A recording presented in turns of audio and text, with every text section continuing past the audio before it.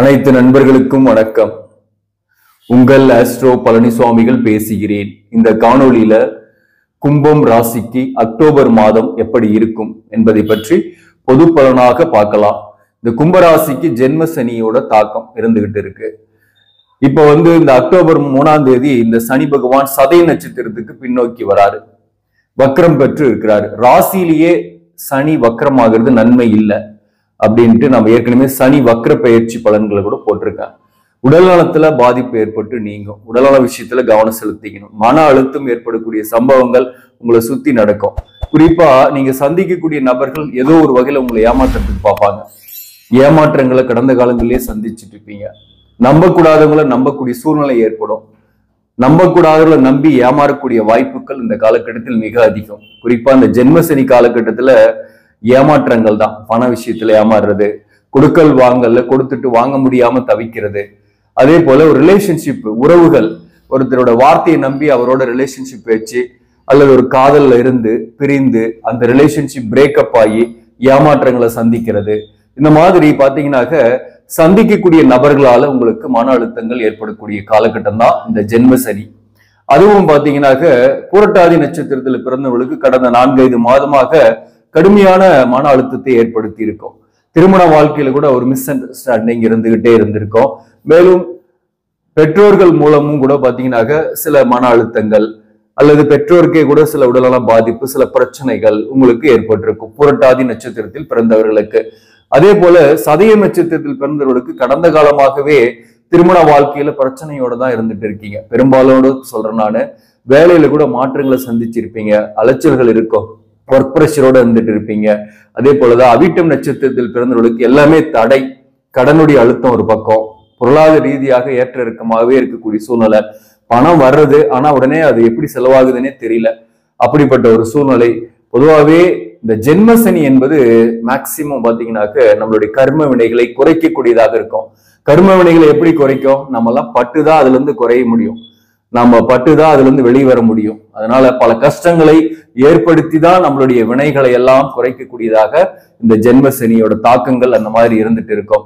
இந்த மாதத்தை பொறுத்தவரையிலும் இந்த ஜென்ம சனியோட தாக்கம் ஒரு பக்கம் கடுமையாக இருந்தாலும், குறிப்பா அந்த சதய நட்சத்திரத்தில் பிறந்தவங்க கடுமையாக இருக்கும். அவங்களுக்கு புரட்டாதியில பிறந்தவங்களுக்கு கொஞ்சம் ரிலாக்ஸ் ஆயிடுவீங்க.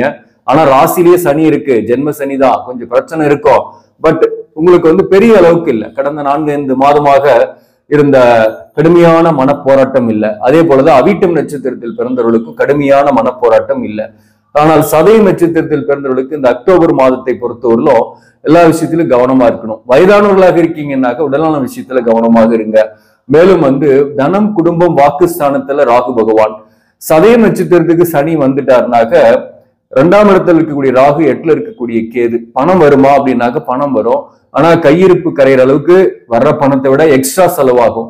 சோ அப்போ திட்டமிட்டு செலவு செய்யறதுனால புதிய கடன் வாங்காம இருப்பீங்க. பொதுவாகவே இது எல்லா நட்சத்திரக்காரர்களுக்குமே சொல்றேன், கும்பராசிக்காரங்களுக்கே சொல்றேன். வாக்காலதான் பிரச்சனைகள் வரும். குடும்ப வாழ்க்கையில் கூட நீங்க ஏதாவது ஒன்று சொன்னீங்கன்னாக்க அதை தவறாக புரிந்து கொள்வார்கள். அதனால ஒரு மிஸ் அண்டர்ஸ்டாண்டிங் கணவன் மனைவிக்குள் கூட ஏற்படும். அதனால வாக்குவாதம் செய்யாம இருக்கிறது அல்லது எதையுமே முன்கூட்டியே நீங்க சொல்லாம இருக்கிறது தான் நல்லது. மேலும் இந்த 2ஆம் இடத்துல ராகும், 8ஆம் இடத்துல இருக்கக்கூடிய கேதுவால ஒரு புதிய உறவுகள், அது எக்ஸ்ட்ரா மேரிட்டல் அஃபேர் மாதிரிலாம் கூட வரும். சில பேருக்கெல்லாம், எல்லாருக்கும் சொல்லல, சில பேருக்கு இந்த மாதிரி எக்ஸ்ட்ரா மேரிட்டல் அஃபேர், இந்த மாதிரியான விஷயங்கள்லாம் குடும்ப வாழ்க்கையில ஏற்படும். சோ அப்படிப்பட்டவர்கள் இந்த நேரத்துல ஒரு புதிய முடிவுகள் எல்லாம் எதையும் எடுக்காம இருக்கிறது நன்மையை தரும். அதே போல எவ்வளவுதான் கஷ்டம் வந்தாலையும் குரு பகவான் உங்க ராசிக்கு 4ஆம் பாவகத்தில் இருந்து வக்ரம் பெற்று இருக்கிறார். அதாவது அக்டோபர் 9ஆம் தேதியிலிருந்து வக்ரமாக போறாரு. சோ அக்டோபர் 9ஆம் தேதியிலிருந்து குருவுடைய சப்போர்ட் உங்களுக்கு நல்லாவே இருக்கும். ஏன்னா குரு 2க்குரியவன் மற்றும் உங்களுக்கு 11ஆம் அதிபதியாக வரக்கூடிய குரு பகவான் வக்ரம் ஆகும் போது பொருளாதார ரீதியாக எதுவும் பெருசா பாதிக்கப்பட மாட்டீங்க. எந்த அளவுக்கு விரயங்கள் ஆகுதோ, செலவுகள் ஆகுதோ, அந்த அளவுக்கு பணமும் வந்துடும். பயப்பட வேண்டியதில்லை. சுகம் பாதிக்கப்பட்டாலும் அதற்குரிய மருத்துவம் கிடைச்சிடும். அதனால பெரிய அளவுக்கு நோய் அப்படியே நிக்காது. அதனால உடனடியாக குணமாயிடும், பிரச்சனை கிடையாது. 4ஆம் இடத்துல இருக்கக்கூடிய குரு சுப விரயங்களை தான் பெரும்பாலும் ஏற்படுத்தும்.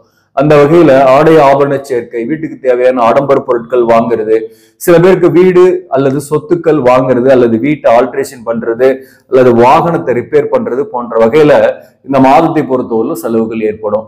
அதுவும் வந்து உங்களுக்கு வந்து சுப விரயங்கள் தான். சில பேருக்கு வந்து குடும்பத்திலேயே சுப நிகழ்ச்சி நடைபெறும்.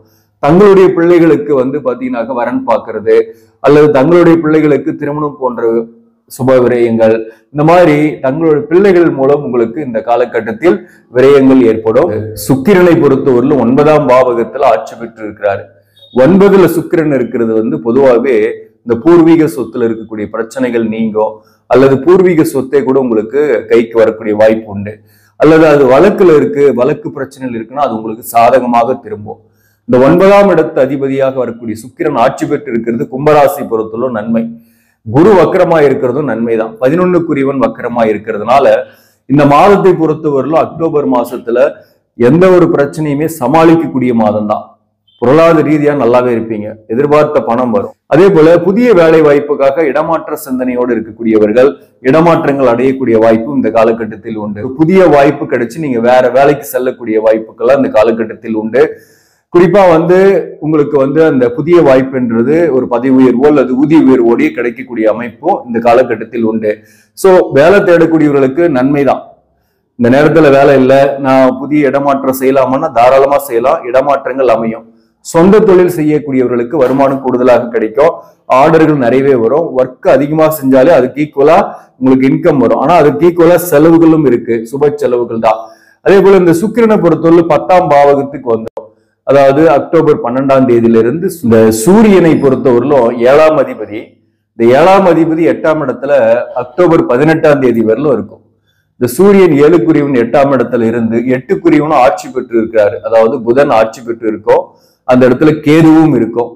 இப்ப இந்த 8ஆம் பாவகத்துல இந்த கிரக சேர்க்கை இருக்கிறதுனால பாத்தீங்கன்னாக்க வேலையில சில பேருக்கு இடமாற்றங்கள் ஏற்படும், இடமாற்ற சிந்தனைகள் சில பேருக்கு ஏற்படும். புதிய வாய்ப்புக்காக வேற ஒரு இடத்துக்கு இன்டர்வியூக்கு போகக்கூடிய சூழ்நிலை வரும். அப்படி இன்டர்வியூக்கு போனீங்கன்னா அது சக்சஸும் ஆகும். சில பேருக்கு தொலைதூர பயணங்கள் சாத்தியமாகும். வெளிநாட்டுல இருப்பவர்களுக்கு தாய்நாட்டுக்கு வந்து போகக்கூடிய சூழ்நிலை ஏற்படும். பயணங்கள் அதிகமாக இருக்கும், ஆனா அது பலன் தரும், பயணங்கள் பலன் தரும். அதே போல இந்த 8ஆம் இடத்துல இருக்கக்கூடிய சூரியன் 2ஆம் பாவகத்தில் இருக்கக்கூடிய ராகுவை பார்க்கறதுனால வாக்குவாதங்களை தவிர்த்திருங்க. கண் தொடர்பான பிரச்சனை, உடலான பிரச்சனை, தலைவலி போன்றவை வந்து போகும். மேலும் இந்த 8ஆம் இடத்துல சூரியன் 7க்குரியவன் 8ல இருக்கிறதுனால கணவன் மனைவிக்குள் கருத்து வேறுபாடு இருக்கும். சில பேர் பிரிந்து இருக்கக்கூடிய சூழ்நிலை ஏற்படும். ஒரு டெம்பரவரியாவது, அதாவது ஒரு தற்காலிக பிரிவாவது வேலை விஷயமா கூட சில பேருக்கு அந்த பிரிவு என்பது ஏற்படும். அப்ப கணவன் மனைவி ஒன்னாவே இருக்கிறீங்கன்னா கொஞ்சம் விட்டு கொடுத்து போறது நல்லது. ஆல்ரெடி பிரிந்து இருக்கீங்க, வழக்குகள்ல இருக்கீங்க, டிவோர்ஸ் கேஸ்ல இருக்கீங்கன்னாக இந்த நேரத்துல சேர முடியுமான்னா சேர முடியாது என்பதுதான் என்னுடைய பதில். ஏன்னா கோச்சாரத்தில் ரீதியாக 7க்குரியவன் 8ல இருக்கும் போது கணவன் மனைவிக்குள் ஒரு ஒற்றுமை குறைவாக தான் இருக்கும். மேலும் ஒரு பக்கம் ஜென்ம சனி வேற, அப்ப கணவன் மனைவிக்குள் கருத்து வேறுபாடுகள் இருக்கும். அப்படி கருத்து வேறுபாடே இல்லை அப்படின்னாக்க வாழ்க்கை துணைவருக்கு உடல்நலம் பாதிப்பு ஏற்பட்டு நீங்கும். மொத்தத்தில் அவருக்கு ஏதோ ஒரு வகையில செலவுகள் ஏற்படக்கூடிய வாய்ப்பும் உண்டு. இந்த 8ஆம் இடத்துல இருக்கக்கூடிய சூரியனும் அக்டோபர் 18ஆம் தேதி உங்களுக்கு 9ஆம் பாவகத்துக்கு வந்துடுறாரு, அங்க நீசம். அதே போல புதனும் வந்து பாத்தீங்கன்னாக்க 9ஆம் பாவகத்துக்கு அக்டோபர் 10ஆம் தேதி இருக்காரு. சோ சுக்கிரன் வந்து அக்டோபர் 12ஆம் தேதி உங்க ராசிக்கு 10ஆம் பாவகத்துக்கு வந்துடும். சுக்கிரன் 10ஆம் பாவகத்தில் இருக்கிறது நிஸ்பலம். இந்த சுக்கிரன் நிஸ்பலமாக இருந்து குருவை பார்க்கிறாரு. குருவும் சுக்கிரனும் சமசத்துவமா பார்க்கும் போது பணம்லாம் வரும். ஆனா கணவன் மனைவி உறவு நிலை தான் வந்து கருத்து வேறுபாடோடு இருக்கும், அல்லது சற்று பிரிந்து இருக்கக்கூடிய சூழ்நிலை ஏற்படும். இந்த சூரியன் நீசம் பெறும் போது தந்தைக்கு உடல்நலம் பாதிப்பு ஏற்படலாம், அல்லது தந்தையின் உறவுகளால சில சிக்கல்கள், பிரச்சனைகள், வில்லங்கங்கள் வரலாம். சோ தந்தையின் உடல்நலனில் கவனம் செலுத்திக்கணும் மாதத்தோட பிற்பகுதியில. மேலும் வந்து பூர்வீக சொத்தை பொறுத்தவரையில உங்களுக்கு மாதத்தோட முதல் பகுதியிலேயே நல்ல தொடக்கமாக இருக்கும். ஆனாலும் 9ஆம் பாவகத்துல சூரியன் வரும்போது கொஞ்சம் இழுபறியா இருந்து அதுக்கப்புறம் மீண்டும் உங்களுக்கு அந்த பூர்வீக சொத்துக்கு சரியான முடிவுகள் கிடைக்கக்கூடிய மாதம் தான் இந்த மாதத்தை பொறுத்தவரையிலும். அதுவும் குறிப்பா அவிட்டம் நட்சத்திரமாக இருக்கீங்க, புரட்டாதியாக இருக்கீங்கன்னாக்க மேக்சிமம் உங்களுக்கு ஒரு நல்ல முடிவே கிடைக்கும். இந்த சனியை பொறுத்தவரை வக்கரம் பெற்று ராசியில் இருக்கிறதுனால எதுலையும் ஒரு அவசரம் இருக்கும், பதற்றம் இருக்கும். வேகமாக செயல்படணும்னு நினைச்சு நீங்க செயல்பட்டீங்கன்னாக்க உங்களுக்கு தோல்விகள் தான் ஏற்படும். பொறுமையா செயல்படுங்க, எதுலையும் பதற வேண்டாம். பதறிய காரியம் சிதறி போகும். அதே போல வந்து பாத்தீங்கன்னா கோபம், டென்ஷன் இருக்கும். இதுவும் வந்து தவிர்க்க வேண்டியதுதான். புத்திர பாக்கியம் நீண்ட நாளாக இல்லாம இருக்கிறவங்க, அந்த புத்திர பாக்கியத்துக்காக முயற்சி பண்றீங்கன்னா அந்த புத்திர பாக்கியம் கிடைக்கக்கூடிய வாய்ப்பும் இந்த காலகட்டத்தில் உண்டு. படிக்கக்கூடிய மாணவர்களை பொறுத்தவரையிலும் ஆரம்ப கல்வி படிக்கக்கூடிய ஒரு மாணவர்களுக்கு உடல்நலம் பாதிக்கப்பட்டு நீங்கும், அல்லது படிப்பிலே கூட ஒரு மந்தத்தன்மை, ஒரு ஆவரேஜா படிக்கிற மாதிரியான சூழ்நிலை இருக்கும். ஆனாலும் உயர்கல்வி படிக்கக்கூடிய மாணவர்கள் சிறப்பாகவே படிப்பாங்க. இந்த செவ்வாய் பகவான் ராசிக்கு 3 10ஆம் அதிபதி உங்க ராசிக்கு 5ஆம் இடத்துல இருக்கிறார். 5ஆம் இடத்துல செவ்வாய் இருந்தாக பிள்ளைகள் வகையில உடல்நலம் பாதிப்பு ஏற்பட்டு நீங்க அவர்களுக்கு, அல்லது பிள்ளைகளுடன் கொஞ்சம் கருத்து வேறுபாடுகள் வந்து போகும். அதே போல செவ்வாய் 5ஆம் இடத்துல இருக்கிறனால நீங்களே கூட உடல்நலம் விஷயத்துல கவனம் செலுத்திக்கணும். வயிறு சம்பந்தமான பிரச்சனைகள் வரும்.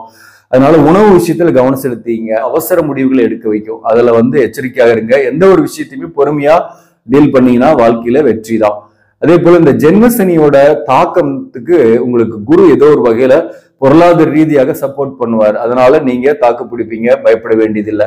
ராகு சாரத்துல சனி நிக்கிறதுனால வாக்குவாதங்களை யார்கிட்டையும் செய்யாதீங்க. புதியவர்கள் அந்நியர்கள் நம்பி எந்த ஒரு காரியத்தில் ஈடுபட வேண்டாம். புதிய திட்டங்கள், புதிய முதலீடுகள்லாம் செய்ய வேண்டாம். இந்த மாதத்தை பொறுத்தவரை எந்தெந்த தொழில் சிறப்பாக இருக்குன்னாக்க மண்மனை, அக்கௌண்ட்ஸ், ரியல் எஸ்டேட்டு, கமிஷன், மேலும் கம்ப்யூட்டர் சார்ந்த துறை, வாக்காள் பிழைக்கக்கூடிய தொழில், ஆசிரியர் பணி, சேல்ஸ் அண்ட் மார்க்கெட்டிங் போன்ற துறைகளில் இருப்பவர்களுக்கெல்லாம் முன்னேற்றங்கள் உண்டு குறிப்பா. அதே போல இந்த காலகட்டத்தை பொறுத்தவரையிலும் இந்த ஸ்டேஷனரி சார்ந்த துறை, சேல்ஸ், சிறு கடை வச்சுட்டு நடத்திட்டு இருக்கிறீங்கன்னா கூட அதுல நல்ல ஒரு வருமானம் எல்லாம் வரும். இந்த காலகட்டத்தில் தொழில் ரீதியாக உங்களுக்கு பெருசா பாதிப்பு கிடையாது. அதாவது பிசினஸ் பண்ணக்கூடியவர்களுக்கு வருமானம் எல்லாம் நல்லாவே இருக்கும். வேலை பார்க்கக்கூடியவர்களுக்கு பொறுத்தவரையிலும் சில பேருக்கு இடமாற்றங்கள் ஏற்படும். அந்த இடமாற்றமும் நன்மையே கொடுக்கும், பயப்பட வேண்டியதில்லை. நீங்கள் வழிபட வேண்டிய தெய்வம் எதுனாக்க சனீஸ்வர பிரீத்தி ஒண்ணு செஞ்சீங்க. குறிப்பா சதயம் நட்சத்திரத்தில் பிறந்தவங்க சனீஸ்வர பிரீத்தி செஞ்சுக்கிறது இந்த மாதத்தை பொறுத்தவரை நல்லது. அதே போல இந்த சதயம் நட்சத்திரத்தில் பிறந்தவங்க ஞாயிற்றுக்கிழமை நாய்க்கு பிஸ்கட்டோ அல்லது ஏதோ ஒரு உணவோ கொடுத்துட்டு வாங்க. அதுவும் உங்களுக்கு நன்மைகளை கொடுக்கும். இந்த மாதத்தை பொறுத்தவரை பெரிய மன அழுத்தம் இல்லாம இருப்பீங்க. அவிட்டம் நட்சத்திரம் மற்றும் பூரட்டாதி நட்சத்திரத்தில் பிறந்தவர்கள் இந்த மாதத்தை பொறுத்தவரையிலும் நீங்க வழிபட வேண்டிய தெய்வம் முருகப்பெருமான். முடிஞ்சா திருச்செந்தூர் முருகன் கோயிலுக்கு கூட போயிட்டு வரலாம், நன்மைகளை கொடுக்கும். அப்படி இல்லைன்னா அருகாமையிலே இருக்கக்கூடிய முருகன் கோவிலுக்கு நீங்க செவ்வாய்க்கிழமையில சஷ்டி திதி வரக்கூடிய நாட்கள்ல போயிட்டு வேண்டிக்கிட்டு வாங்க. ரொம்ப கடுமையான கஷ்டங்கள் இருக்கு, திருமணம் ஆகல, நீண்ட நாளா வரன் வருது ஆனா இழுபறியா இருக்கு, செட் ஆகல அப்படின்னு சில பேருக்கு இருக்கும். குறிப்பா அவிட்டம் நட்சத்திரத்தில் பிறந்தவர்களுக்கு இருக்கும். அப்படிப்பட்டவர்கள் சஷ்டி விரதத்தை தொடர்ந்து செய்யுங்க. ஒரு சஷ்டி நாள்ல விரதத்தை கடைபிடிச்சு ஒரு 48 நாள் விரதம் இருந்து பழனி முருகன் கோயிலுக்கு போயிட்டு வர்றது கூட உங்களுக்கு அற்புதமான பலனை கொடுக்கும். தடைகள் நீங்கும், திருமணம் ஆகும். சோ சஷ்டி விரதம் இருக்கலாம். முக்கியமா குழந்தை பாக்கியம் இல்லாதவர்கள், திருமணமே ஆகாதவர்கள், திருமணம் ஆகவே இல்லை நீண்ட நாளாக என்பவர்களாம் இந்த சஷ்டி விரதம் உங்களுக்கு நன்மைகளை கொடுக்கும். ஆக நண்பர்களே, இந்த பதிவு உங்களுக்கு பிடிச்சிருந்தாக லைக் பண்ணுங்க, இதை மற்றவர்களுக்கும் ஷேர் பண்ணுங்க. இன்னும் நம்ம சேனலை சப்ஸ்கிரைப் பண்ணாம பாக்குறவங்க சப்ஸ்கிரைப் பண்ணி கண்டினியூ பண்ணுங்க. இதன் மூலம் உங்களுக்கு சரியான ஜோதிட தகவல்களும் ஆன்மீக தகவல்களும் கிடைக்கும். நன்றி, வணக்கம்.